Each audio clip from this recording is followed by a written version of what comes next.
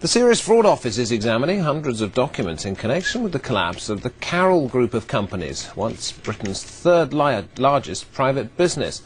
The former multimillionaire head of the group, Gerald Carroll, claims the documents prove he was the victim of a massive fraud. He's now bankrupt and has spoken for the first time about his claims to Sky News.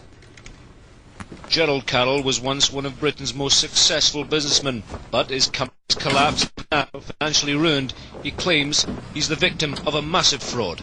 This is, beyond any reasonable doubt, the biggest criminal fraud heist in British history.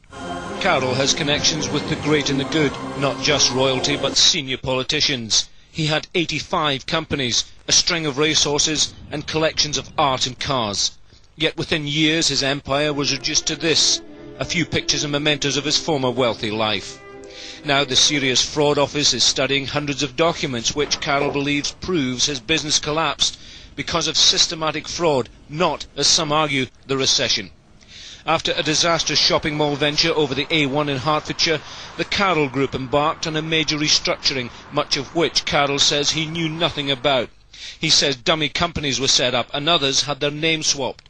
For example, Ely Property became Winskirk, whilst Winskirk became Ely Property. I thought I had a grip of what was going on.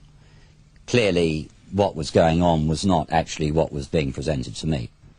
Debts mounting, Carroll went bankrupt. Later, financial anomalies were spotted by the Inland Revenue.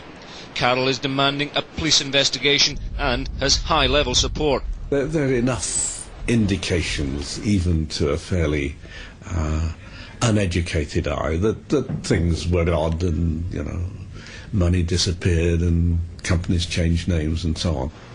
Scotland Yard is now waiting for the Serious Fraud Office to complete its deliberations. Meanwhile, the collapse of the Carroll Group remains one of Britain's most enduring business mysteries. Jim Gilchrist, Sky News.